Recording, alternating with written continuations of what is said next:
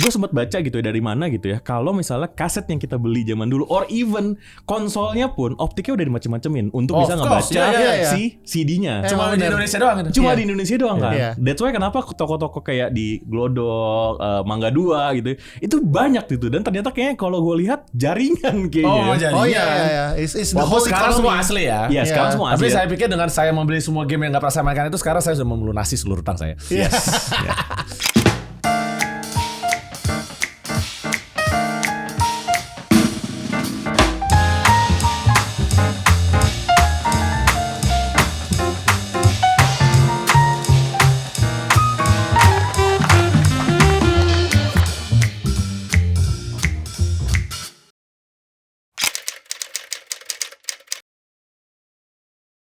Halo semuanya, selamat datang kembali di The Reading Chamber, podcast para pencinta buku yang ingin belajar berbagai nilai kehidupan.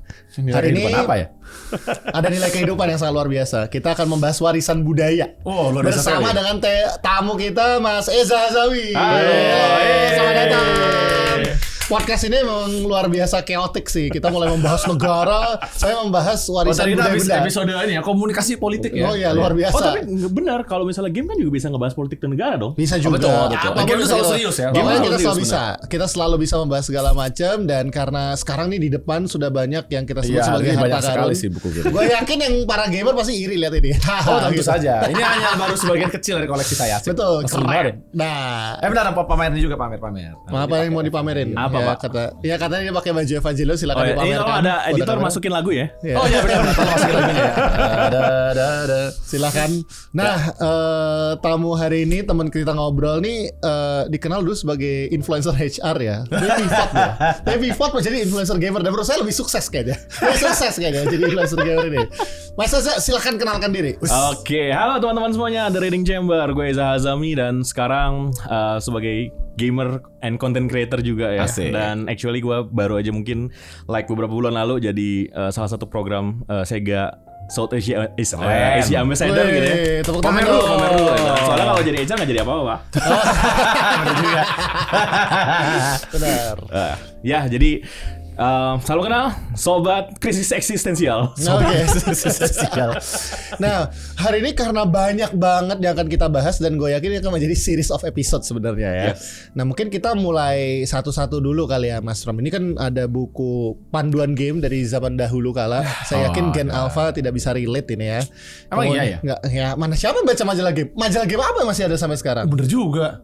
Nggak Udah nggak ada ada. sih. Nggak ada kan? Nggak ada kan tukang buku pinggir jalan gitu Udah kan? nggak Nggak ada, ada. Nggak ada kan? Gen Alpha kayaknya sekarang Tukang buku pinggir jalan udah nggak ada. Nggak ada. udah nggak ada, Pak. Have Udah you nggak ada seen? yang lu masih zaman-zaman mau pinjam komik pakai kupon kan? Enggak, gue dulu beli itu kalau mau pergi beli ke majalah di Blok M dulu tuh ada tukang buku atau kemana di Atau nggak Jameson. kalau dekat-dekat itu di kios-kios gitu kan? Iya, Nggak ada, iya, nggak iya, ada. iya. Gua udah Nggak ada, nggak ada. No. It's the existence already gone because of draft langkah pembangunan. Oh, that's so sad. Makanya episode ini menurut gue sebenarnya adalah bagian dari cara kita melakukan preservasi budaya. Oke, ini cagar budaya ya? Ini cagar budaya ini sebenarnya, warisan budaya benda pastinya ini. Nah, kayaknya kita coba ngambil satu-satu dulu, Mas. Mungkin kita berangkat dulu memperkenalkan artefak-artefak masa lampau nih. Gue yakin Eza pasti juga tahu kan. Mungkin Yes. mulai dengan majalah-majalah game. Gitu. Oke, kita mulai Kenapa dengan majalah game artefak itu dulu ya. ada gitu? Sebentar, berarti. Ini berat banget Apa, ini. Pak? Terusin ya, terusin. Ya kita terus ini. Kita mulai dulu kita dengan harus majalah game. dari ini ya, kayak dulu mungkin ada yang tahu nih Electronic Gaming Monthly ya. Yes. Ini majalah game ini banyak di koleksi tapi kita hanya tampilkan beberapa. Jadi ini salah satu yang dulu menemani perjalanan hidup kita ya. Ya. Dulu mau lihat rahasia game atau mau lihat game baru, pengumumannya di mana. Ah, itu ada di sini semua nih. Mungkin kita cerita dulu gitu, refleksi zaman dulu tuh main game tuh kayak gimana gitu. Yes. Karena zaman sekarang kan orang mainnya Roblox, Minecraft, Lebih ke gacha, mobile lah. ya mobile lah. Set. Kita main gacha yang menurut saya agak-agak semi seperti melakukan gambling ya gitu. Yes, Nah, Betul Tapi, sekali. apa sih sebenarnya mungkin Mas Eza bisa cerita nggak gimana sejarahnya dulu main game tuh seperti apa dan kenapa bisa suka dengan game ya? Dan itu mungkin akan relate dengan kenapa ada artefak-artefak macam Electronic Gaming Monthly ini. Kita dulu, ini ada beberapa majalah. Ada Hot Game. Ya, gue baca Hot Game. Hot Game masih baca ya. Terus ada Ultima. Masih baca. Game Station tuh. Game Station juga. Game bener. Station, Zigma terus juga. Zigma. Jadi abis Ultima, Zigma. Tapi sebelum Ultima dan Zigma ini ada lagi. 3D. 3D mana 3D? Tadi di bawah 3D. situ. Sini nih. Di bawah 3D. situ. Ah, Nah, yang warna pink. Pink. Bawahnya lagi, bawahnya lagi, bawahnya Bawahnya lagi, lagi. bawahnya lagi. Bawahnya lagi. Oh. Nah, itu dia. Oke. Enggak, Enggak, Bawahnya lagi juga Ada ada, juga. yang pink. Mari Ya. kita tunjukkan Nah, sejarah tadi dulu. gue nggak baca. Ini 3D. Ini dulu 3D nih. Terus kemudian ada Millennium 3D. Terus mereka pecah. Akhirnya bikin ada Ultima, ada yang pindah ke Jawa Post Group dan sebagainya. Terus berkembang menjadi Zigma. Yes. Dan juga ada majalah game lagi tadi ada Hot Game. Game Station. Hot Game dan Game Station sih zaman gue sih kayaknya. Yoi, apa Game Station mana tadi? Itu situ. Game Station di sini, Pak. Kan dia sini. bentuknya kayak tabloid gitu ya. Ini Game Station bentuknya tabloid begini. Yes. Oh, you know what? Ada game, gue bahkan pernah ada Buffy the Vampire Slayer. game Ada pertama. dulu Yes. sekali. Ada. Sama apa Terus itu? kemudian ada lagi, ini adalah RPG Lover. Kayaknya cuma ada volume 1 deh, karena abis itu gak ada volume lain lagi. Itu tahun berapa? Ini tahun harganya udah 25.000 sebentar ya. Itu tahun berapa? 2000. Kok nggak ada tahunnya ya? Kalau ada Xenogears berarti like. Synology tahun 98. Oh, Iya. enggak 2001 ya? Enggak. Enggak, Synology tahun 98. You know Oh. what? Bahkan ini nggak ada ininya. Tapi ini udah ada beberapa game sih. Tapi ini emang udah ada. Oke, so ini udah lewat nih karena ini udah ada Wild Arms Alter Code F. Iya, itu udah lebih baru. Terus tadi ada satu lagi yang juga cuma bertahan sebentar doang, yaitu majalah video game. Literally majalah video game gitu. Namanya majalah video game. Jadi Hot Game, RPG Lover, Game Station. Unfortunately, karena dulu menjadi salah satu korban dari rumah kita yang lama ini adalah tabloid fantasi. Oh, iya. Unfortunately, I don't have it. Apakah here. Kak Agun masih around ya? Enggak, Kak Agun udah meninggal. Oh, innalillahi wa inna ilaihi raji'un. I think bulan lalu atau 2 bulan lalu. That's so sad. Oke. Nah, ini kayak Breath of Fire 4. I don't know, you play Breath of Fire 4? No. Oke, yaudah. Jadi ini Tapi salah kita satu dengerin ceritanya Eza dulu. Ayo, ceritakan kenapa Anda main game dan kenapa bisa relate dengan semua artefak ini. Oke. Sebenarnya gue main game dari tahun 98 kali ya. Jadi di momen mungkin waktu itu kita krisis ya di Indonesia, gue masih main game teman-teman. Like gue nggak tahu apa yang terjadi lah ya di luar. Karena gue kelahiran 94 dan mungkin gue baru sekitar usia 3 sampai 4 tahun lah ya. Which mungkin usianya kita cukup jauh berbeda ya. Gua waktu itu SMP sih. Nah. Pas lagi kerusuhan. Lo beda 11 tahun, soalnya gue udah beda 5 tahun sama gue. Oke, jadi basically waktu itu gue dibeliin pertama kali sama keluarga Nintendo lah ya. Nah, pasti Nintendo anak pertama gitu kan. Kayak peer pressure nih lumayan berasa gitu ya. Kayak tetangga sebelah gitu ya, kok udah pada punya Nintendo gitu kan. Terus akhirnya gue dibeliin lah Nintendo. And then keluarlah beberapa seri gitu ya lah, game-game 3D, apa namanya, pixel gitu ya. Yang mungkin kayak gue keingetnya game pertama gue tuh pasti Flicky, terus juga mungkin yang apa tadi, yang balon-balonan itu tuh. Itu tadi Balloon Tadi Fight. kita Balloon ada Fight. Balloon Fight, Balloon Fight. terus juga Ice Climber gitu Oh, ya. Ice Climber ya. Ini semua Yes, dari sini kalau kalian yes. lihat dari Bitmap Books ya. Bener-bener. As Famicom A Visual Compendium. Yes, betul. Oh, ini yang SNES. Terus mungkin juga Yang game Atari. pertama gue salah satunya adalah Tank. Oh, Battle Tank. yes, Battle Yang lu Tank. bisa bangun sendiri kan? Yes, betul banget. Gue tahu. Betul. Kita sering main itu dulu. Yes, betul. Jadi itu mungkin momen kecil gua kali ya, tapi agak gede sedikit ternyata ibu Itu gua Counter-Strike ngebeliin. pertama itu. Serius? Maksudnya itu kayak semacam Counter-Strike konsep- pertama Oh, karena iya, lu bener, bisa bener, bikin bener. ini sendiri abis itu lu Ya. yang siapa bulu duluan ya. Bener. Terus. Abis itu gue dibeliin. Gue gak tahu ya di sini teman-teman relate atau enggak. Namanya itu kalau salah Mega Joy. Jadi Tahu kayak Mega Joy? semacam konsol yang dimana lu colok langsung ke stick, dari stick ke TV. Oh, itu udah baru itu. Ya udah lebih agak baru. Ya agak baru. Jadi setelah Nintendo, Sega, Super Nintendo. Super Nintendo, terus gue dibeli Mega Joy lah gitu. Dan game pertama yang gue mainin di situ adalah, gue inget banget, Mortal Kombat 2. Ini jangan ditiru ya adik-adik ya, karena Karena soalnya itu game untuk mature game, kan. game mature dong. Tapi kita mainin pada Gue waktu mainin masih muda. 5-6 tahun, Pak. Gue sudah main Mortal Kombat 2, Pak. Gue juga main Mortal Kombat 3. Dulu gue kerjain ngalahin dia dulu, dia sampai nangis waktu itu. Sampai Ya. ngebanting stick, terus gue dimarahin sama ibu gue. Karena memang kita tidak mengenal konsep rating pada zaman dulu. Betul. Bener juga ya, Jadi bener juga. jadi zaman dulu tuh belum ada konsep game rating gitu ya, Iya. dan orang tuh mungkin kayak ya udah namanya cuma game ya kan. Iya. Ya tapi kita sampai sekarang tidak melakukan tindak kejahatan ya. Enggak, gila. Mana gue dari fatality orang. Tidak mungkin lah. Kan kemarin ada berita kan kayak lo kalau misalnya kekerasan lu gara-gara main PUBG gitu kan. Nah itu menurut gua nggak relate lah. Ada dulu juga Itu Grand selalu Theft dari Auto. There's 30 always a tahun. politician who will say that. Iya. Jadi kayak ini apa sih gitu ya, karena ya kita bermain game yang mungkin unrated juga nggak kenapa-kenapa kan pas gede gitu. Nah mungkin abis itu moving on kayaknya era-era PS1 lah ya pastilah ya. Di situ baru deh gue kenal JRPG kali ya. Oh, Kayak nice. mungkin my first game ever gitu ya JRPG itu Suikoden 2. Oh, ada di tadi di mana? Yes. Di berbagai tempat Ada. ada. Ya Tempatnya that's why Suikoden 2 akan selalu punya tempat spesial di hati gue gitu ya. And then kayaknya RPG banyak. pertama lu Suikoden? Yes. Oh, oke. Yes, instead of Final Fantasy ya. Yeah, Karena yeah, gue yeah. kayak Dan Suikoden 2 kan? Iya. Iya. Betul. Jadi kayak semacam apa ya? Namanya anak kecil gitu kan. Zaman dulu kan kita masih banyak tuh rental terus juga kayak tempat jual kaset PS gitu Tahu, kan. tahu. Lu sampai bener-bener satu tempat lu ada figur-figurnya gitu Ya, sekalian jual kaset ya, gitu kan. ya. Itu kan kayak seru nih title gitu kan. Terus ya udah gue beli gitu kan.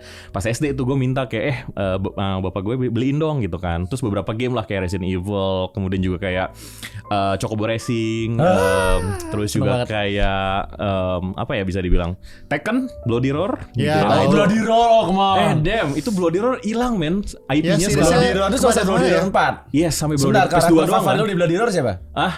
Stun pak. Hah? Stun yang the masih- Insect. Oh, The Insect ya? Yes. Oh, kalau gue Gua- ini The Tiger. Ini Long. Long Passion Long.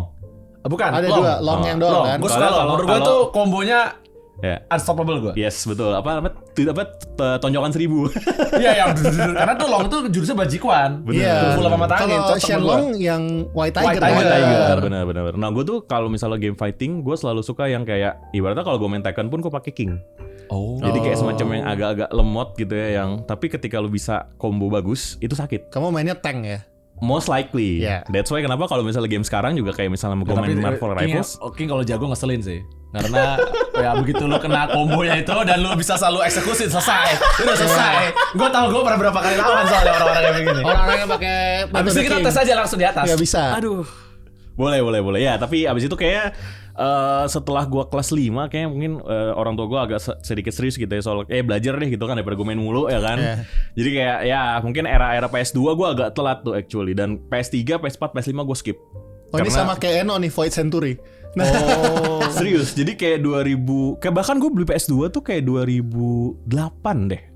Tapi emang telat sih karena tau kalau lu Telat baru main banget. tahun 98, PS1 udah keluar. Bener. Gua tahun 98 udah main Xenogears sama FF7. Bener, gua main PS1 itu tahun 2001. ya, Jadi 3 tahun agak telat setelahnya. lah.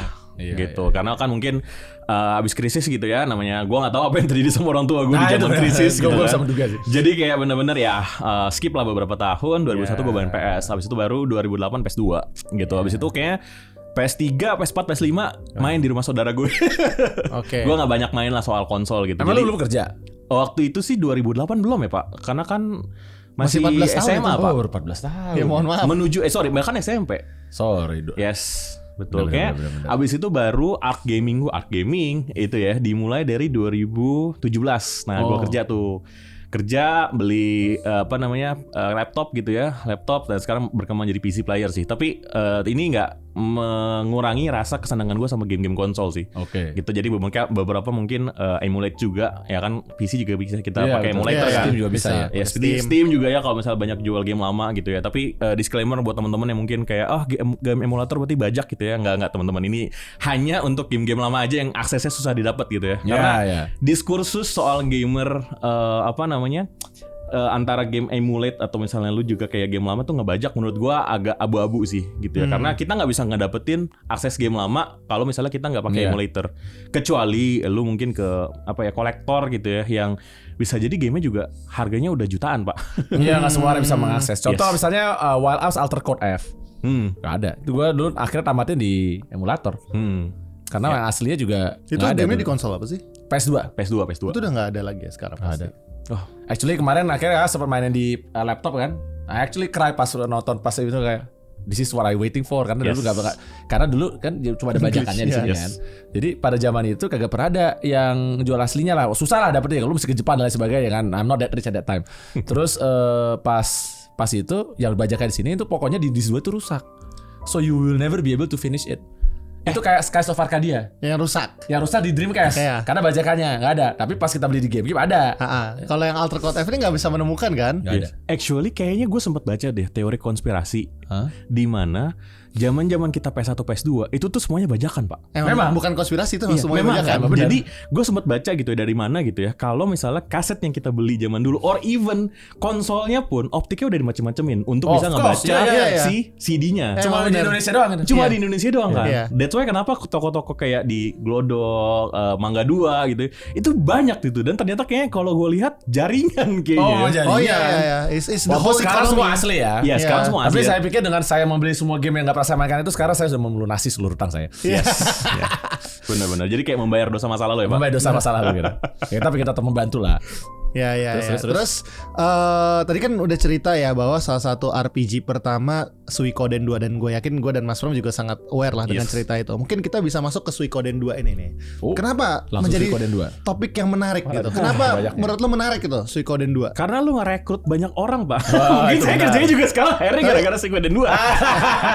Oke, that's Kamu amazing. membuka 108 orang. Nah, ini dia nih, ada fotonya. Yes. Di RPG Lovers Suikoden. Yes. Ya. Jadi kayak Suikoden 1 2 udah keluar ya itunya Ya ya. udah keluar sekarang di PS5. Sama ada Ayuden. WhatsApp juga kan. Ya, Ayuden, benar. jadi di PS5 yang digabung dua-duanya, dan ternyata gue baru menyadari nama panjang Joey adalah Joey Atreides, seperti Paul. Iya. Julian Atreides ya. Seperti Paul Atreides dari Dune ini kan. Bisa jadi dia dari Dune. Tapi apa yang paling kalau bos yang paling menarik waktu di Suikoden 2 siapa? Aduh, lupa namanya lagi, Pak. Yang Gue gila tuh. itu bukan? Iya, Yang Luka Blight. Luka, ya itu kan Luka. Benar. Yang yang kita berat lawannya harus 3 kali. Pokoknya dia lu harus berbaris setelah ngalahin dia, karena lu gak bisa ngalahin dia sekali doang. Kan dia saking saking kuatnya. Yes, benar. Dan Pas menurut open di gue sini Suikoden 2 yang menarik itu adalah ketika kita kayak itu kan kita ini ya mix party gitu kan, Iya, antara betul. siapa yang pakai siapa, terus kayak ibaratnya tuh kobold tuh cupu gitu kan misalnya. Iya. Tapi kalau misalnya gue masang party terus dia bisa manggil summon arminya gitu ya, itu tuh lumayan oke gitu. Dan itu kan sesuatu yang menurut gue trial and error yang pada saat gue kecil dulu itu tuh menarik banget gitu. Dan sekarang tuh game sekarang mungkin ya secara story, secara progression, dan secara mekanik juga gue Ini rasanya Suikoden agak 2. linear ya dibanding dengan game-game yang kita dulu sih. Kayaknya kalau zaman dulu tuh banyak hal yang kita harus figure it out ourselves. Yes. Kalau sekarang tuh kan banyak banget dikasih hint, dikasih apa kan ya. Yes. Kecuali mungkin adalah ini Elden Ring. Tapi ya Sama bicara Soul series, tapi ya. bicara Soul tadi itu, do you remember, gua gak tahu mungkin pernah ngerasain enggak ya. Jadi ini dulu itu gua bahkan masa lalu misalnya waktu kita lagi main tuh Castlevania Symphony of the Night. Iya. Ya. Nah, ini gua ada nih game sekarang gua udah beli. Tapi dulu itu kan akses sangat terbatas. Jadi kita lakukan tuh di SMP atau SMA itu adalah cari temen yang kebetulan punya terus kita fotokopi. Iya, Fotokopinya disebarin di sekolah. Di situ kita baru ternyata ini tuh caranya buat dapetin Richter. Iya. Atau ternyata rahasia bahwa tuh nggak tamat di istana pertama, di istana Jadi kedua. ada teman yang lebih punya privilege, Yes. punya majalah game internasional, Baik, mau fotokopiin, kemudian dijadikan itu sebagai public goods. Public goods. Betul. Dan itu juga yang terjadi mungkin gue nggak tahu ya di zaman gue itu tuh Harvest Moon. Oh iya, orang Damn, itu kan saat Harvest itu. Moon banyak banget dulu guide bahasa Indonesianya terus difotokopi. Ya. Dan- Tapi oh. Mas Pram ini nggak suka game marhainisme. Gue juga nggak suka game marhainisme itu. Kenapa tuh? Ya, maksudnya kayak bertani. Oh iya, apa, gua suka. segala. Gua Kan RPG. lebih agak marhainisme gitu kan. Sebenarnya kalau sama saya ini sih, tapi oke, if you want to. Gue selalu bilangnya itu istilah game marhainisme gitu. Karena membangun sesuatu atau gimana maksudnya? Kayak kita kan Petani banget ya? Petani gitu di ini kan membangun inilah Iya. konstituen partai-partai tertentu lah gitu kan ibaratnya. Nah, tapi memang bener tuh, kalau gue juga inget banget dulu waktu ada zaman di mana walaupun gue main game, teman-teman gue kebanyakan ngomong Harvest Moon. Yes. Terus gue nggak bisa relate karena gue juga nggak sabar main Gua kayak suka gitu-gitu main ya. Harvest Moon itu. Karena itu kan mainnya emang lebih banyak kayak optimizing. Terus orang bisa ini kayak Itu kayak itu nggak sih kalau game yang apa gitu. tuh yang Smurf? Dulu pernah ada Smurf Village. Lu si Kaira suka banget main itu.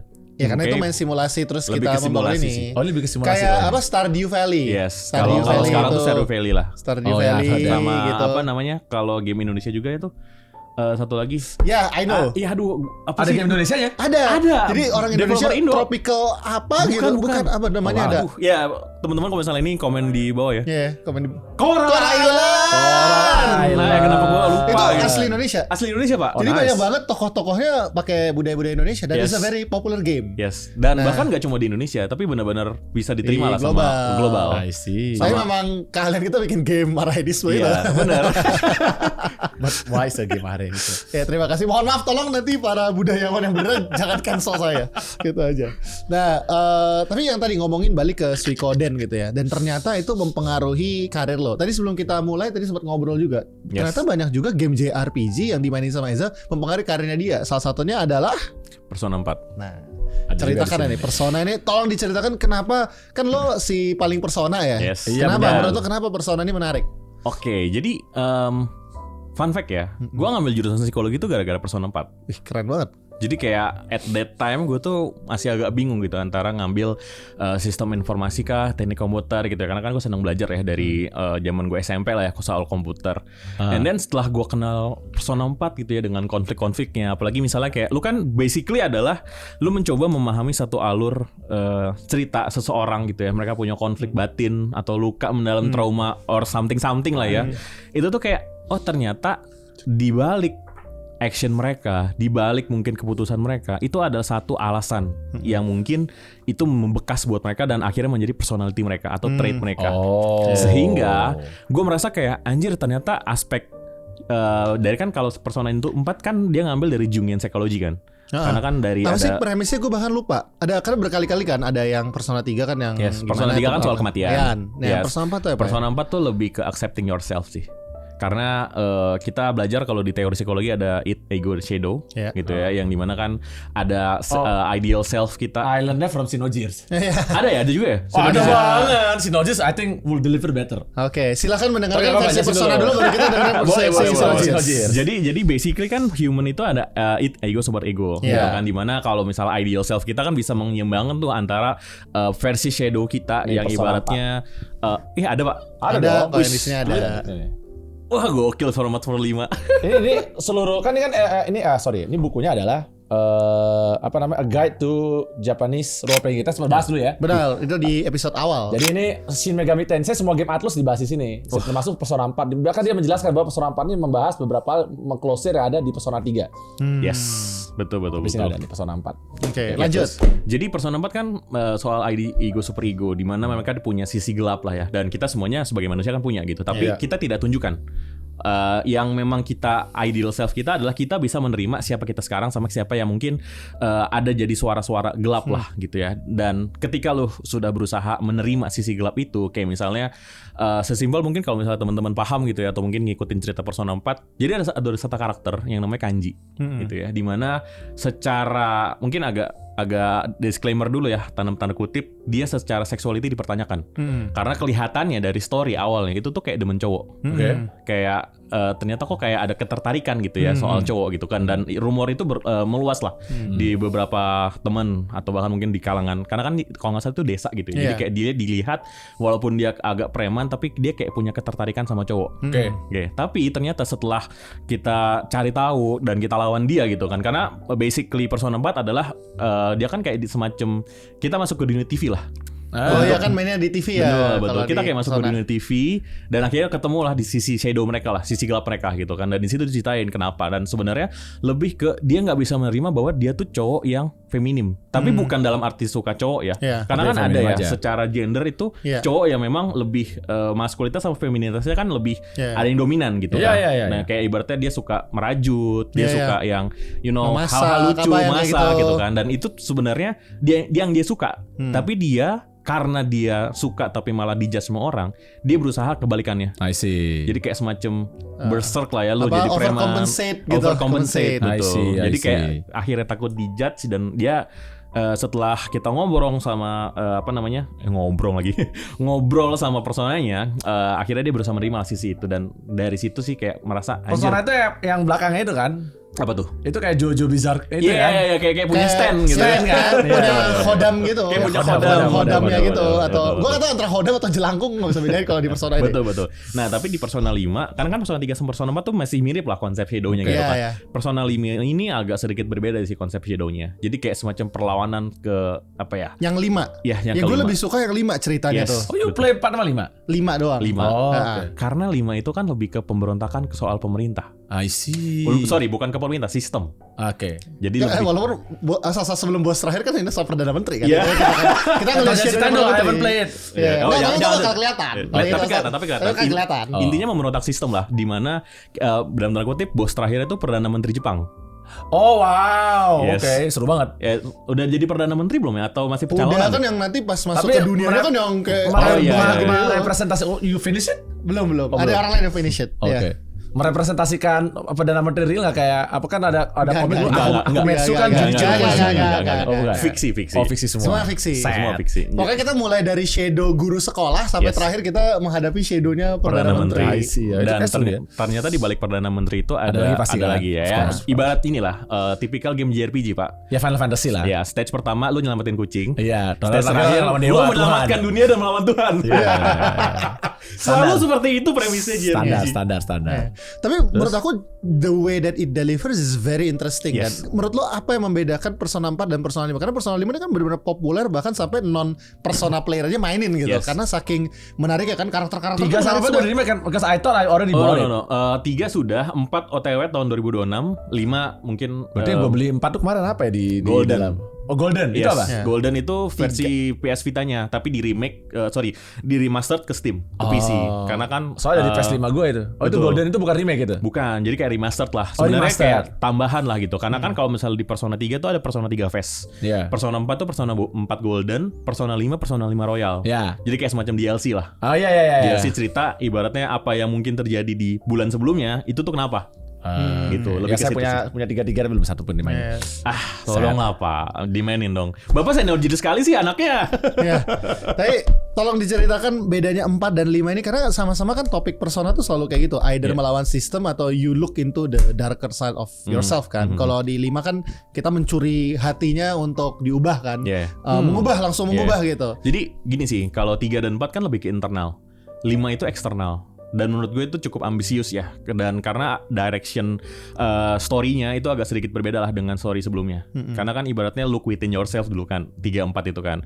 Kalau 3 tuh kayak ya just simply accept that you will die, and then ya you live the best out of it gitu loh. Kalau untuk 3 kan. 4 ya you just like simply appreciate the bonds dan know yourself better untuk menghadapi ya dunia ini memang kadang-kadang up itu, tapi setelah kita menerima diri kita harus ngapain nih gitu. Lebih ke situ sih. Nah, kalau slice of life sih. Yes, slice of life. Slice of life tapi dia lebih agak mendalam gitu loh. Kayak the way that you tapi dia represent dengan ya itu Hodam dan itu lah. Karena kan basically itu game psikologi kan. That's why kenapa pakai Jungian psychology kan.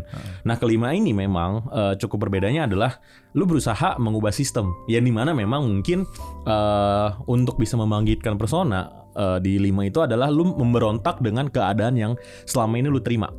Misalnya kayak lu selama ini dicap sebagai misalnya anak yang nurut aja atau bahkan mungkin yang gimana-gimana. Nah, selama ini tuh lu sebenarnya ngerasa kayak ada yang salah kalau gue selama ini nurut doang sama sistem yang salah deh.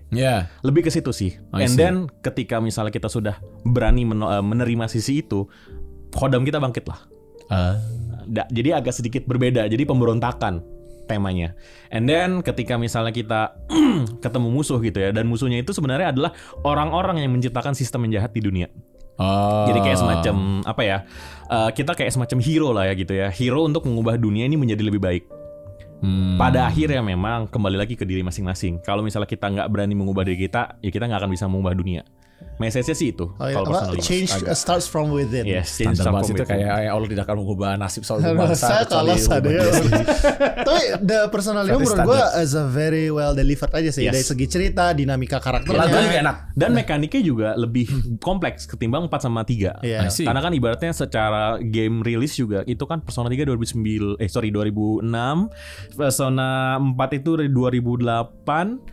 Persona 5 itu kalau nggak salah ya, correct me if I'm wrong ya teman-teman, 2013 atau 15 gitu. Jadi secara panjang. Mekanik udah story-nya panjang, driven-nya juga oke gitu ya, delivery-nya. Dan menurut gue itu yang membuat orang tuh lebih hook up lah gitu untuk story-nya gitu. Dan memang kembali lagi slice of life sama simulator datingnya itu lebih matang. Simulator ya?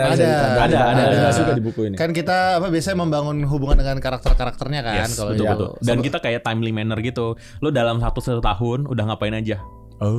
Jadi kayak semacam balik lagi ya, refleksi sih ke kehidupan kita gitu kan. Karena kalau misalnya kita nggak well plan apapun yang kita pengen lakukan, ya kita up di endingnya.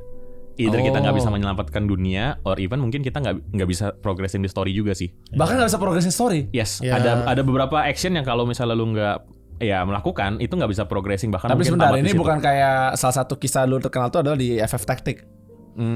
Jadi kalau misalnya lu nggak melakukan satu persiapan atau satu fight ini, you're gonna be like soft lock, dalam artian lu nggak bisa balik lagi karena kan taktik kan bentuknya mereka kan terus-terusan nih. Tapi kalau lu nggak persiapan untuk yang ini, lu bakal stuck di situ. Dan stuck di situ adalah if you don't have a save game from the ininya, lu harus teruskan di situ aja. Jadi lu udah selesai game lu berada di situ, lu harus ulang dari awal lagi. Kayak gitu nggak? Basically mungkin mirip, tapi kita disuruh balik ke 7 hari yang lalu. Oh masih bisa ya? Masih bisa lah. Oh itu masih baik gitu. Masih baik lah Kan ini sistem. game udah lebih modern. Lebih modern lah. Kalau game zaman dulu kan punishing ya, karena mereka udah bikin game kan lebih lama. Ya udah lu nikmatin aja. Nah, tapi lama. efek taktik itu kan lama ya. Masalah ini bukan yang kayak kamu baru mulai 7 jam pertama. Ini kayak kamu udah jauh, udah jam akhir, terus tiba-tiba kayak you're stuck in that fight and you cannot win it karena kamu gak siap-siap, and then you have to go back from the beginning. Jadi harus new game lagi. Ya basically soft reboot, soft lock aja. You're soft lock. Ya tidak menyenangkan. Yeah. Oke, ini dari cerita soal Persona ya, Atlus ya. Ini kayaknya nanti kita akan balik lagi karena kita tahu ada seriesnya kan Shin Megami Tensei ya. Yes. Itu kan Itu selalu semua di sini. selalu bicara soal ini kan Iya, kita. ketuhanan lah. Ketuhanan Iya. itu lebih ke arah kayak lebih teologinya. Iya, ya, teologinya. Ya kalau Anda mau tahu dari semua buku-buku RPG itu semua ada di sini dibahas. Oke. Nah tapi sekarang kembali ke Mas Ram nih, karena Waduh, kan apa si nih? paling Square Enix Iya. dan tadi Saya mengatakan si paling Atlus, Bapak. Si paling Square dan Enix. dia tadi kan bilang, tadi kita ngomong soal Ego dan Super Ego juga dibahas di Xenogears. Iya. Nah tolonglah dongeng soal Xenogears, Yes. karena saya yakin banyak Gen Z, banyak Gen Alpha tidak bisa relate dengan Xenogears ini gitu. Ini kayak bisa satu episode sendiri ya. Iya, nggak cerita. apa-apa. Nanti dia ngomongnya sampai sejam. Jadi Xenogears ini bla bla bla gitu. Nah silahkan menceritakan kenapa Xenogears ini sangat menarik. Gue juga sangat tertarik sih karena gue main yang di PS3. Di PS3 kan ada ya. Oh, nggak main PS1-nya ya? Enggak. Nah, tapi di Xenogears ini kan memang menggabungkan antara ketuhanan dengan mekanik, dengan kisah cinta yang bagus, ngomongin soal reinkarnasi, apapun dibahas di situ tapi di-deliver dengan baik. Apa yang membuat itu jadi sangat menarik sebagai sebuah cerita? I mean look ya, kalau Yulian ya, tamannya ada satu buku Xenogears Perfect Works. Nih, ini basic, tapi dalam bahasa Jepang, tapi dengan teknologi sekarang it's very easy, you just use Google your Translate screen and it will just Ya translate. capeknya itu aja sih. Dan bahkan juga udah ada terjemahnya juga Oh, sebenarnya. sudah ada. Tapi I bought this because ini ya kan ada desainnya, desain gearsnya dan lain sebagainya gitu kan. Terus bayangin aja nih berapa banyak nih buku majalah magazine 3D kan. Iya. Ini aja karakternya Xenogears ini Elohim Van Houten sama Miang, which I will explain later. Di buku ini juga dibahas Xenogears. Terus tentunya tadi ada yang tadi majalah RPG ini juga full story Xenogears. Iya, Jadi tadi kalau aku kalian mau lihat, baca, kalian nggak bisa baca karena buku ini udah nggak ada lagi. Agak sombongnya di situ Iya, ya. gitu. Mungkin nanti perlu ada itu tadi kan sesi ini Nah ini kan exhibition. Exhibition benar. Jadi kalau waktu itu kan gue nge-repost story lu ya. Game apa yang membuat ini kan. Terus yang benar-benar membuat gue waktu itu benar-benar langsung jatuh cinta sama Xenogears itu adalah pada saat Graf muncul, Emperor of Darkness, yang kemudian dia bilang we will kill God.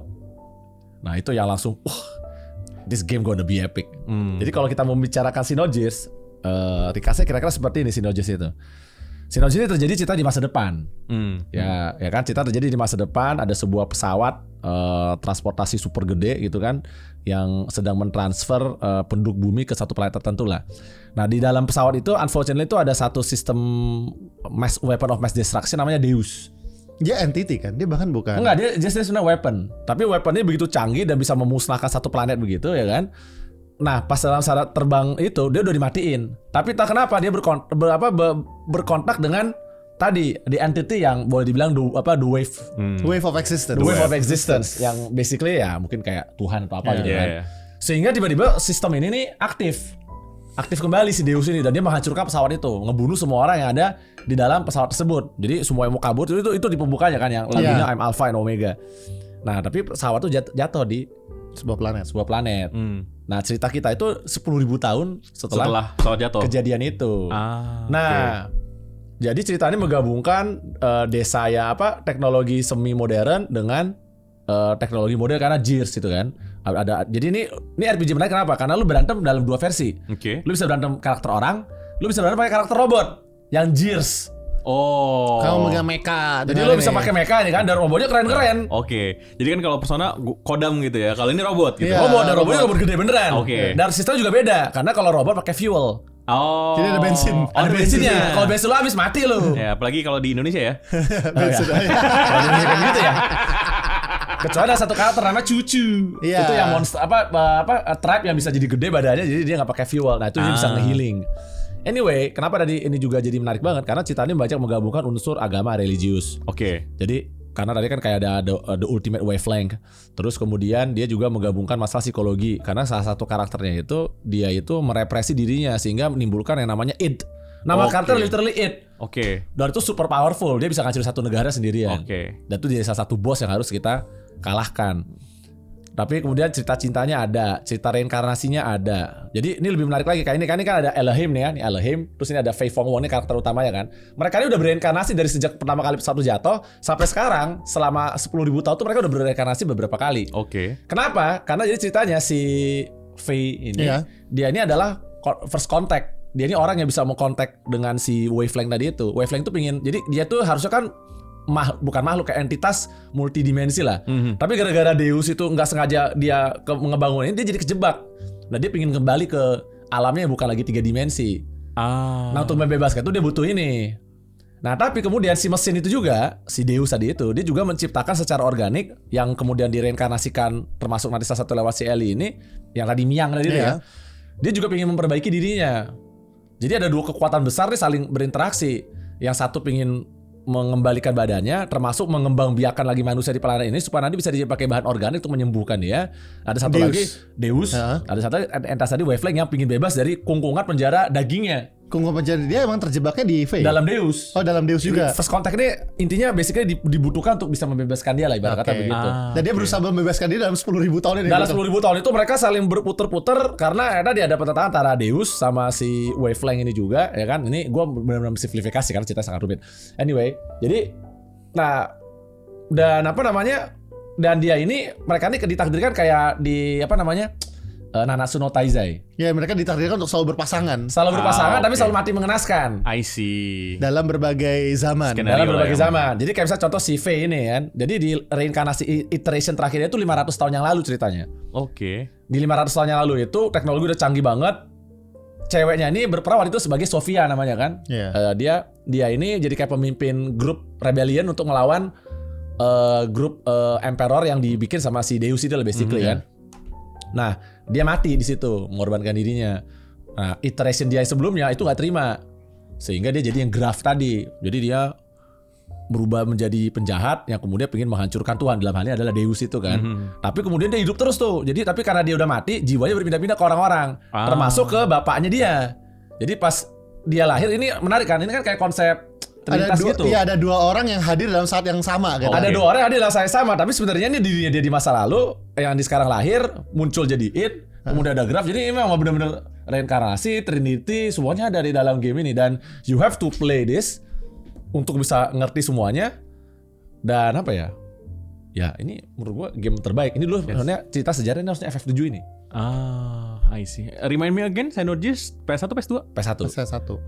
Like PS1 loh. Ya ada orang-orang berkumpul bikin cerita sekompleks ini dan nggak pernah ada kayaknya sampai Tetsuya sekarang. Takahashi kemarin baru ulang tahun. Oh dia ulang tahun keberapa dia? Jadi dia ini adalah orang yang bikin Chrono Trigger. Oke, ya, make sense. Terus habis itu dia bikin Xenogears, terus kemudian dia bikin Xenoblade, Xenosaga. Chrono Cross nggak dia ya? Chrono Cross bukan dia. Kayaknya dia ikutan terlibat deh, tapi nggak segitunya. Jadi again, gue tadi mensimplifikasi karena ada banyak kisahnya, pengkhianatan, lain sebagainya, masing-masing karakter juga oke banget. Tapi again, musiknya terbaik karena yang bikin adalah Yasunori Mitsuda. Tahu Yasunori Mitsuda? Sempat dengar tapi worksnya apa ya? Yang bikin gamenya Chrono Trigger. Oke. Jadi dari zaman Chrono Trigger, Xenogears semua tuh selalu dia yang buat. Dan tuh dia punya apa nuansa-nuansa etnik, khususnya lagu-lagu dari apa? Irlandia betul. Gitu. Jadi ini memang Xenogears ini dari awal sampai akhir itu captivating ya. Kayak misalnya dia pertama kali di desanya di lahan itu kan, terus tiba-tiba desanya diserang gitu kan, terus dia ngancurin dan apa banyak orang mati kan, termasuk teman childhoodnya dan lain sebagainya. Cuma nanti dia baru nyadar bahwa sebenarnya menghancurkan dirinya sendiri, tapi dia merepress itu. Tapi ada satu karakter yang udah tahu itu dia kan. Betul. Dokter Citan Uzuki ini. Citan Uzuki tahu. Selalu tahu dia. Karena dia adalah mata-mata dari Solaris. Iya, makanya. Jadi kalau kita cerita panjangannya tadi penuh dengan intrik, terus ada perdebatan perang antara Aves sama Kislev. Ya yang gue bilang ini kita bisa ngobrol berjam. Sebenarnya kalau kita mau spoiler juga gak apa-apa karena gak ada yang bisa mainin game ini lagi. No, if you have PS3 masih bisa. Ya tapi gak ada lagi siapa punya PS3. Tapi ya sorry kalau kalian belum beli karena PS3 udah ditutup tokonya. Iya. Jadi kalian dan aksesnya juga udah nggak ada lagi nggak sih? Nah, ada. I can still play with my PS3. Tapi udah di ini apa namanya? Udah dimatiin. Karena dia ada cerita itu kan soal penduduk yang di bumi dan penduduk yang di langit gitu kan. Betul. Ada permisahan Itu di Solaris. Makanya gue bingung kenapa cerita sekompleks dan penduduk manusia di bawah itu juga jadikan bahan makanan di atas. Iya. Jadi kayak sekompleks dan seribet ini tapi tetap well delivered. Yes. Ini gue gak ngerti kenapa bisa begitu. To be able to deliver dan tapi gini ada permasalahan lagi di Synogeus ini. Jadi Synogeus ini ada 2 disk. Jadi ceritanya dulu gara-gara di push sama Square mereka itu deadline. Jadi disk 2-nya itu nggak terlalu banyak aksinya, lebih banyak ke narasi. Oke. Jadi kita baru cerita tuh seru. Termasuk kayak pertempuran pakai apa ya mega gear-nya itu ada tuh kan yang gear dari si Roni si Bartolomeo Fatima. Cuman karena banyak dipotong makanya banyak orang bermimpi termasuk gua mengimpikan Synogeus ini akan di remake. Oke. Karena menurut gua inilah game yang pantes. Kalau misalnya FF7 gue suka banget dan gue juga suka banget remake dari dan sebagainya, Synogeus ini bahkan gue lebih suka lagi. Kalau makanya gue bilang 3 hal bucket list gue sebelum gue mati. 1, gue namatin FF7 remake part 3, platinumin juga kan setelah ribet dan remake gue platinumin. Terus kedua gue menyaksikan One Piece tamat dan yang ketiga gue platinumin juga Synogeus remake. Kalau memang akan ada. Kalau emang ada. Seandainya gue lebih kaya lagi, ibarat kata gue akan datang ke Square Enix, gue biayain nggak apa-apa rugi. Gue akan datang ke Square Enix. Kalau tolong ada Elon Musk gitu misalnya ya, lu kan kaya banget nih, lu datang deh. Gue mengabdi sama lu. Akuisisi IP-nya, terus bikin lagi lah. Gue ngabdi sama lu. Kalau lu bisa bikin Synogeus ini di remake. Ya mudah-mudahan yang para pembuatnya masih hidup semua. Karena knowledge-nya masih tersimpan kan. Enggak, tapi ini karena mungkin ada legal battle juga ya. Karena tadi Tetsuya Takahashi kan kemudian waktu berantem dan lain sebagainya. Jadi pindah ke Monolith Soft yang kerjasama sama Nintendo. So they make like tadi Xenoblade, terus sama Xenosaga ya kan. Xenosaga dulu di Namco, terus kemudian ke Nintendo. Jadi dia udah bikin game di situ. So problem ini lebih ke arah mungkin kalau ada yang mau buat harus ada yang menggabungkan dulu nih. Jadi si bilionernya juga harus mengerti hukum supaya kita bisa bikin perjanjiannya untuk kemudian menyatukan lagi. I mean if there's a billionaire watching this ya kan, seperti gue belum cukup kaya ya kan, jadi gue akan datang ke Square Enix, gue bilang kita tuntaskan dengan Nintendo, nanti kita bikinkan semua kontraknya. Kita selesaikanlah semua perdebatan. Kita selesaikan semua ini ya kan. Kalau perlu gue bakal bikin jadi presiden untuk kemudian datang ke itu bilang saya sebagai meminta dari negara ini untuk tolong dibibikinkan. Minimal Menteri Jepang langsung take action. Jadi kita saya minta kepada Menteri Jepang untuk bagian dari kerjasama bilateral kita. Tolong Synogeus di remake Pak. Gila itu langsung dipanggil. Ngerti gak se-obsesi itu gue bahkan kayak ingin memenangkan dari banyak, cuma benar-benar gue pingin mungkin itu yang membuat bisa jadi motivasi jadi presiden kali ya. Iya, karena gue pingin lihat Synogeus di remake, itu doang. Nah, itu dia lah. I really need it. I cannot close that. I cannot die yet kalau sebelum Synogeus itu dibenerin part 2-nya. Karena gue bisa ngebayangin ini Synogeus kalau di remake dengan teknologi modern, fight itu bagus banget. Jadi Faye sama Citan tuh fightnya bagus banget. Ada karakter yang pakai senjata gun dan combo-nya tuh keren banget. Ada yang pakai lariat ya kan, si Rico kan, si Bartolomeo pakai cambuk, Citan pakai pedang sama karate, sama kungfu Terus si Faye juga kungfu. Jadi itu bagus banget berantemnya dan robotnya itu juga keren-keren. Mereka banyak pakai konsep dari Jews, agama Yahudi. Jadi nama-nama juga menarik-menarik. Ya kan kayak apa namanya? Pokoknya semua 12 suku Yahudi itu kan ada. Mizrahi, terus gitu. ada Zohar sebagai emulator untuk berkontemplasi dengan Wave of Existence. Iya, kan? sama Wave of Existence. Wah, seru banget. Jadi apa ya konsep? Jadi kalau gue ngelihat, tapi gue nggak yakin kalau bisa Synogeus itu di zaman sekarang ya, menurut lo ya. Gue yakin orang nggak akan sabar untuk attention span-nya. Karena sangat kompleks dan sangat ini gitu. Gini ya, kita mainin Synogeus dulu. It took me 80 hours. Untuk finish complete. 2 kali gue mainin karena saking senengnya gue jadi 160 jam. That's only 160 jam. Orang gue main FF7 Libre 200. Enggak, tapi gue yakin orang pasti lupa. Tunggu. Itu tadi Zohar yang mana ya? Pasti orang lupa gitu kan. Oh enggak ada dulu. Ada itu ada ini juga. Apa? Compendium. Compendium ada enggak ya? Enggak ada. Synogeus enggak punya. Yang ada tuh Star Ocean. Enggak ada. Star Ocean ada. Enggak ada. Did you play Star Ocean? Enggak. Di Star Ocean enggak. Belum, not yet. Mungkin nanti gue akan. Oke, silakan direspon Eza setelah ngomong panjang lebar. Tapi that's the beauty of the game yang kita zaman dulu aja itu kan PS1 ya. Tapi lu bisa mensimulasikan atau bahkan mungkin mengimajinasikan bahwa dari story sekompleks itu dengan grafik yang seminimal itu. You know, like PS1 kan nggak sebagus kayak Unreal Engine sekarang, atau even mungkin kayak Area Engine yang Silent Hill aja udah bagus kan sekarang gitu. Tapi that's the beauty of game yang mungkin JRPG klasik gitu ya, yang dimana memang menurut gua itu yang membuat JRPG akan selalu punya tempat spesial kali di hati gitu ya. Karena menurut gua game-game yang seperti itu kan berarti mengajarkan kita sebuah moral gitu ya, sebuah cerita yang mungkin menurut gua storytelling yang beda lah dibandingkan kita dengan baca buku.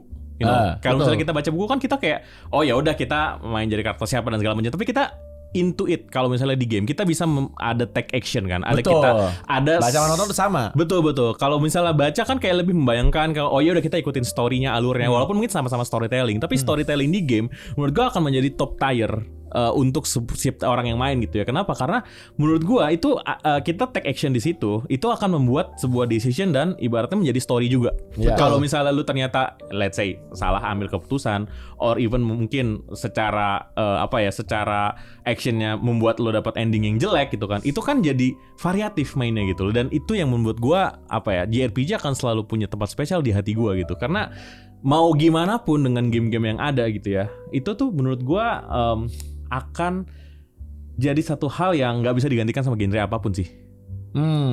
Dan juga mungkin satu lagi menarik dari konsepnya Synology adalah boss terakhirnya itu pada saat lu main itu lu bisa memilih.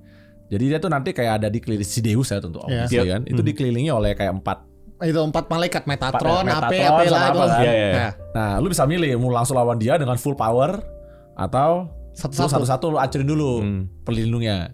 Kalau itu jadi lebih gampang pas sama raja terakhir. Tapi kalau misalnya lu nggak mau, lu juga bisa. Jadi kalau lu mau want to have extra challenge, you can do it by yourself immediately.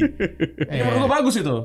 Tapi ini salah satu konsep menarik ya. JRPG itu selalu punya atau bahkan mungkin mengangkat konsep lu melawan Tuhan. Betul. Setuju nggak? Iya, itu selalu konsisten di dalam developer manapun. Yes, mau itu lo dari Square Enix atau Bandai Namco atau even saat lo sekalipun selalu punya konsep melawan Tuhan. Gitu. Jadi kayak menurut gua apakah memang itu secara representasi budaya gitu ya, yang memang mereka kan mungkin bingung gitu ya untuk mendefinisikan Tuhan itu sebenarnya apa gitu kan. Di zaman itu terutama ya, mungkin 90-an yang masih banyak progresif yang mungkin mindsetnya agak sedikit berbeda dibandingkan sekarang yang mungkin lebih modern gitu kan. Jadi menurut gua konsep-konsep seperti itu yang menjadikan JRPG itu selalu khas gitu. Walaupun kita tahu gitu endingnya selalu melawan Tuhan, tapi konfliknya, tengah-tengahnya seperti apa ya, lu bilang tadi kan ada reinkarnasi, proses dan lain-lain, itu tuh menjadikan satu variasi yang menurut gua jadi menarik gitu loh untuk kita mainin berjam-jam dan nggak akan bosen gitu loh. Dan balik lagi ya tadi Mas juga sempat mention gitu. Anak zaman sekarang ya, ini gue tidak mendiskreditkan ya, tapi secara attention span orang sekarang itu sangat-sangat beda dengan mungkin yang kita terbiasa main game ratusan jam seperti itu.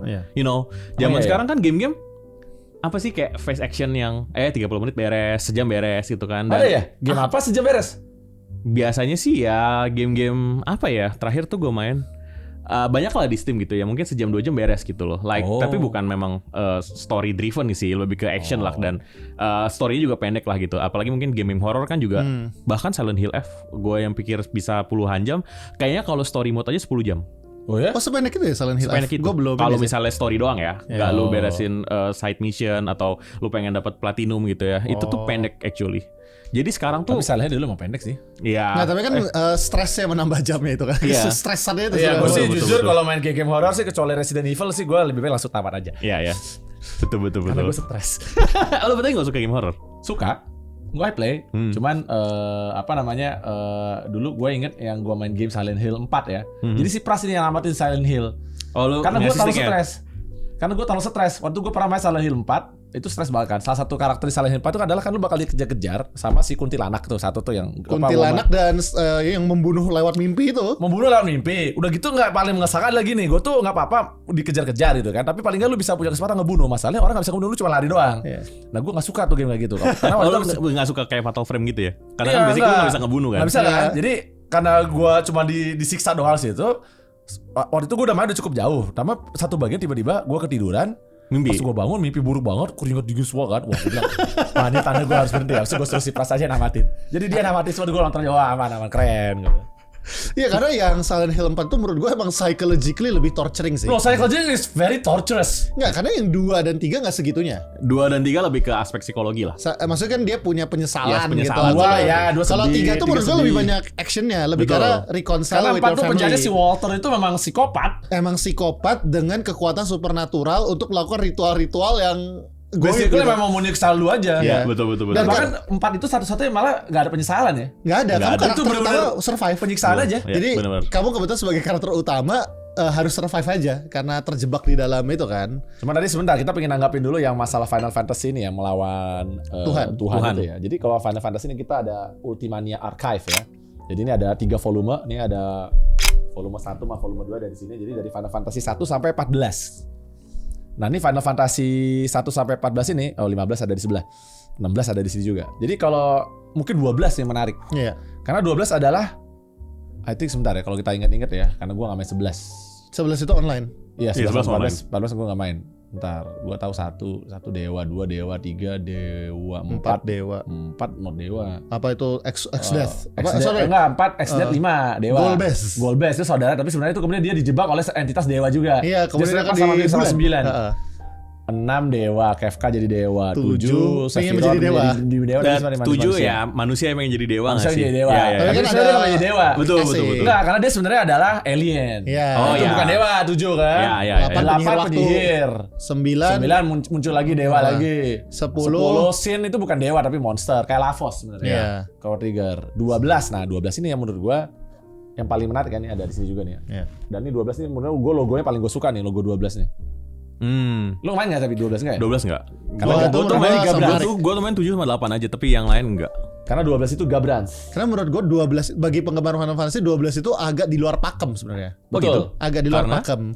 Karena secara cerita benar-benar full politics ya, lebih politik. Jadi kayak nggak ada dewa yang harus dikalahkan. Ada dia berusaha mengambil kekuatan gitu loh. Dia satu mengambil kekuatan, tapi juga dewanya, basically geng dewa di situ adalah dia malah bekerja sama dengan salah satu geng dewa mau berkhianat. Karena dia nggak suka dengan dewa-dewa yang lain. Iya, dia kan? entitas dewa ini bukan karena pengen dihancurkan dewa, tapi kayak entitas yang emang saling berkhianat aja gitu. Dan raja terakhirnya adalah ya Siva apa? Kaisar, jenderal yang mau melakukannya sebenarnya colonizer. Colonizer benar-benar. Vayne. Ya.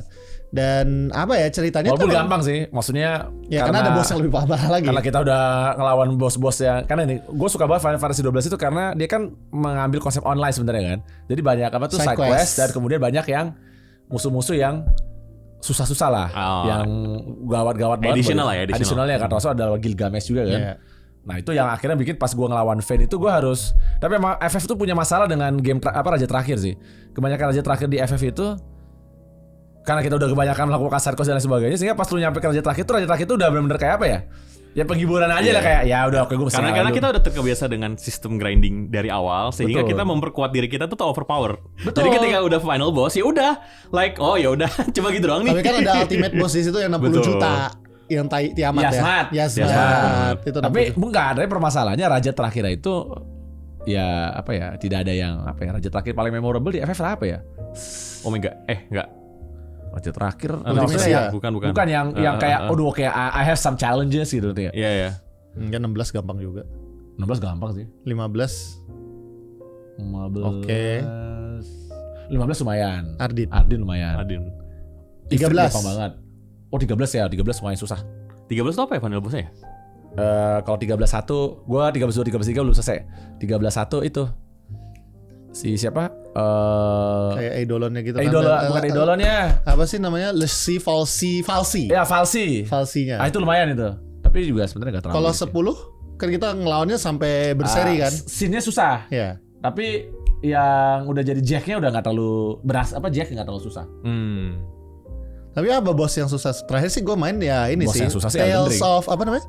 Tales of setelah Berseria, Vesperia. Arise. Itu susah-susah loh bos ya. Enggak. Masa sih? Tales of Arise gampang. Yang 2 orang itu kan Sion dan siapa kan? Iya. I platinumin. Luar biasa sekali. Iya. Tapi gue merasa itu agak susah sih game itu. Lu main gak Tales? Tales enggak. Tapi menarik. Tadi lu sempat mention Elden Ring. Lu main Elden Ring juga? Main dong. Itu ada bukunya. Kita ada bukunya. Bos paling ada favorit official artbook, terus sama ada tadi di bawah. Oh ini dia nih. Termasuk Shadow of Earth 3. Jadi tadi official artbooknya ada beberapa, gue punya semua. Terus sama ini yang DLC-nya kita menjadi lemah kembali. Ya, kita harus ngumpul-ngumpulin itu lagi. Oh ya ada beberapa ngumpulin. Tapi ini menyenangkan apa? Ya. Jadi memang untuk menjadi gamer tuh emang harus punya banyak duit ya guys. Dia dari tadi pamer bukunya loh actually. Enggak jadi gamer konsol aja. Chamber. Gua nggak boleh ngomongin game kalau nggak ada bukunya. Nice. Ya. Tapi bosnya yang paling menarik buat lo apa di Elden Ring? Kalau gue ya itu yang apa sih namanya gue lupa. Yang dia naik naga. Sorry, kayak naga tapi dia terbang. Jadi kayak semacam Lu Dark Souls 3 kali maksud lu, Nameless King. Dark Souls ya, Nameless Dark Souls 3 Nameless King, bos. Iya ya, gue agak kecampur. Aduh, lupa namanya. Oke, tapi dari lu deh, Elden Ring. Elden Ring bos yang paling menarik. Aduh. Itu yang tapi di Shadow of Earth 3. Oh, Shadow of Earth. Yang naga. Bane apa kalau nggak salah. Baylor apa? Yang dragonnya. Itu menurut gua seru itu. Kenapa seru? Well, Just Dragon membunuh gua sering kali sih. Tapi karena gini, jadi dia ini cerita adalah dia ini dua naga yang saling bertengkar antara ada satu Dragon Lord yang sebelumnya adalah Elden Lord sebelumnya, yang kepala dua, gue juga lupa namanya, berantem sama. Jadi pas ketemu sama naga ini, sayapnya udah kepotong sebagian, ekornya juga udah kepotong, kakinya juga udah kepotong. Jadi dia semua udah ngerangkak. Oke. Tapi dia udah kuat banget. Gue bahkan nggak bisa kebayang kalau gue harus ngelawan itu dari apa Baylor the Dread apa kalau nggak salah. Yeah. Jadi menurut gua ini konsep yang seru karena bahkan lu sebenarnya udah ngelawan dia versi udah terluka parah, bos. Dan he's still so damn powerful. So I can imagine kalau misalnya Elden Ring dibikin sequelnya lagi dan kemudian kita bertemu di masa lalu ngelawan full powernya dia, wah itu kayak apa? Dibandingin Malenia lebih menarik itu? Iya, karena kalau Malenia kan nyebelin aja ya. Tapi gua suka konsepnya karena ada satu lagi. Jadi pada saat lu ngelawan si naga ini ada satu NPC-nya yang selalu teriak kayak pokoknya dia tuh emang bener-bener obsesi buat ngebunuh si naga ini. Oh iya tahu. Iya, tahu. Jadi tiap kali berantem sama nih orang, ini seru banget. Iya. Ya, Kita ini udah sejam ya. Luar biasa loh. Udah Kita sejam? sudah luar biasa sejam nih. Tapi nggak apa-apa karena kan emang kita merencanakan menjadi berapa episode ya. Nanti harus kita lanjutkan ini. Tapi biarlah warga akan menanti ya pembicara-pembicara selanjutnya karena gue yakin bakal lebih seru lagi nih. Yoi. Sampai ketemu lagi di the next episode of Reading Chamber ngebahas soal game-game yang akan seru. Sampai ketemu, gengs.